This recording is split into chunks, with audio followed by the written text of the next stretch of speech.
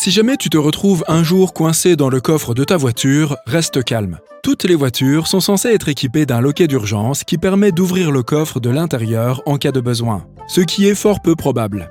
Ces loquets sont si bien conçus qu'ils peuvent être ouverts par n'importe qui et quel que soit son âge. De plus, les poignées sont conçues pour être lumineuses dans l'obscurité. On peut même les tirer avec la bouche s'il n'y a pas assez de place pour utiliser les mains. Et ce, peu importe la manière dont tu as atterri dans ce coffre. Changement de sujet. Si tu travailles avec du fil et une aiguille, n'oublie pas qu'il n'est pas nécessaire de planter l'aiguille directement dans la bobine. Tu risquerais de la perdre, sans compter que tu pourrais facilement te piquer et te faire mal aux doigts. De nos jours, de nombreux kits de couture sont dotés d'un emplacement réservé au rangement des aiguilles.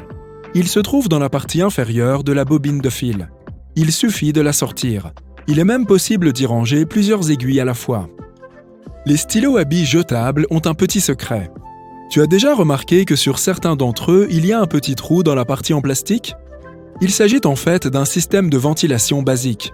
Il est censé permettre à l'encre d'atteindre facilement la pointe du stylo. Ok, je sais que c'est un réflexe super répandu, mais il n'est pas vraiment nécessaire de secouer les dispensateurs d'épices pour faire sortir le produit. Tu ne me crois pas ? Tu n'es pas le seul. Va donc chercher ta bouteille de sel ou de poivre préférée dans ton placard. Si elle possède l'un de ces bouchons en plastique amovible, elle est parfaite pour cette expérience. Au lieu de secouer la bouteille, essaye de la tenir par le bouchon en plastique alors qu'elle est à l'envers. Fais tourner doucement la bouteille d'un côté à l'autre et tu verras que le condiment coulera à flot sans que tu aies à agiter la bouteille et à mettre le bazar dans ta cuisine. Dans le même ordre d'idées, la plupart des salières et des poivrières sont dotées de stries au fond de la partie en verre. Au cas où de l'assaisonnement resterait coincé à l'intérieur, place le fond de la salière contre le fond de la poivrière et fais des petits cercles de façon à ce que les crêtes se clipsent les unes dans les autres. Le condiment devrait maintenant s'écouler facilement sans que tu aies besoin d'ouvrir la bouteille. Lorsqu'il fait froid, il arrive souvent que tu portes tellement de couches de vêtements que tu ne sens presque plus les bretelles de ton sac à main ou de ton sac à dos sur tes épaules, sans parler de la rapidité avec laquelle elles glissent. Certaines vestes sont dotées d'une solution intégrée pour remédier à ce problème, sous la forme d'une petite languette sur l'épaule, munie d'un crochet ou d'un bouton. Elle est conçue pour s'ouvrir et se fermer aisément afin que tu puisses garder ton sac à main en place en permanence. La plupart du temps, un éplucheur ne sert qu'à enlever la peau des pommes de terre, des carottes ou des concombres.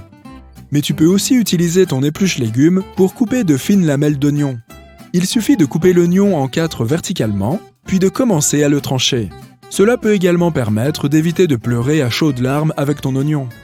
La plupart des gens n'y prêtent pas attention, mais si jamais tu regardes de plus près ton tube de dentifrice, tu y verras certainement des petits dessins colorés, que ce soit des points ou des carrés. Les couleurs peuvent varier. Elles peuvent être noires, vertes, rouges ou même bleues. Ces points colorés sont en fait destinés à aider les machines d'assemblage de l'usine de dentifrice. Ils permettent de savoir où et quand ces machines doivent couper les tubes de dentifrice et les plier pour les emballer. Regarde tes chaussures. S'il y a un élément qui te semble un peu étrange, sache qu'il est toujours là pour une bonne raison.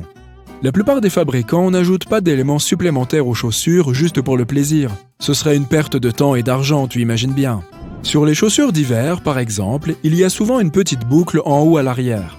Elle est là pour t'aider à les enfiler, car tu peux l'ajuster rapidement en tirant dessus. De plus, elle permet aussi de suspendre les souliers quelque part, vraisemblablement pour les faire sécher, parce que la plupart de ces petites bottes sont conçues pour être portées pendant les mois les plus froids et humides. J'avoue qu'il m'est déjà arrivé au moins une fois d'accumuler les couches de vêtements pour éviter d'avoir à tout mettre dans mon bagage de soute. Mais cela devient problématique lorsqu'il s'agit de s'asseoir. Que fais-tu de ton manteau ou de ta veste ?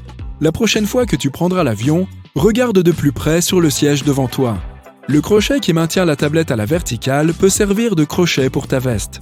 Tant que tu n'as pas besoin de prendre de repas pendant le vol, tu peux l'utiliser. La plupart des mascaras se périment dans un délai de 3 à 6 mois selon les fabricants. Mais tu peux accélérer ce processus si tu ne fais pas attention.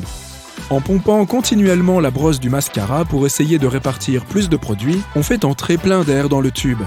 Le mascara sèche alors beaucoup plus vite et il s'abîme plus vite et ne remplit plus sa mission comme avant.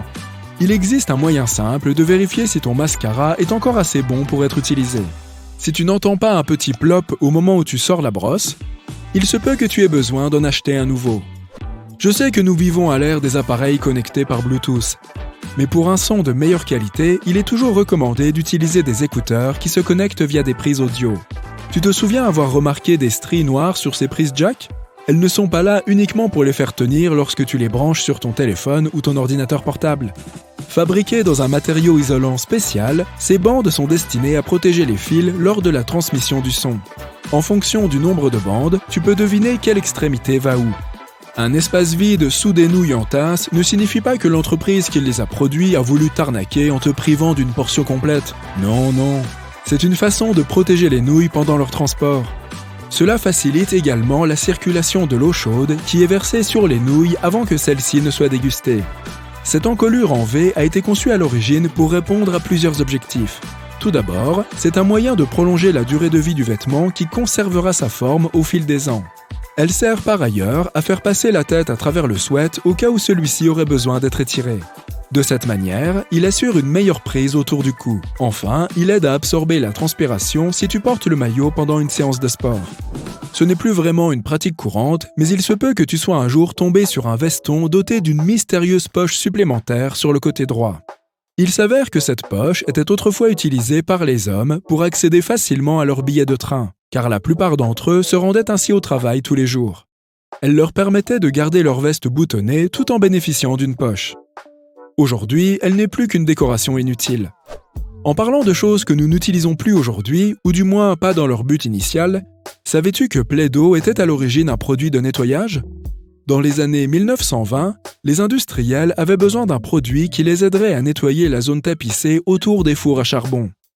La recette de ce que nous connaissons aujourd'hui sous le nom de Play-Doh a donc ainsi été inventée. Elle n'était fabriquée qu'en blanc et était censée nettoyer le papier peint en étant roulée d'avant en arrière sur la saleté. Ce n'est que plus tard, dans les années 1940, que de nouveaux produits destinés à nettoyer le papier peint ont vu le jour et que Play-Doh s'est réorienté vers un autre secteur du marché. Bien que je me réjouisse toujours de manger un bon morceau de pain grillé au petit déjeuner, n'est-ce pas ennuyeux de devoir nettoyer le grille-pain ?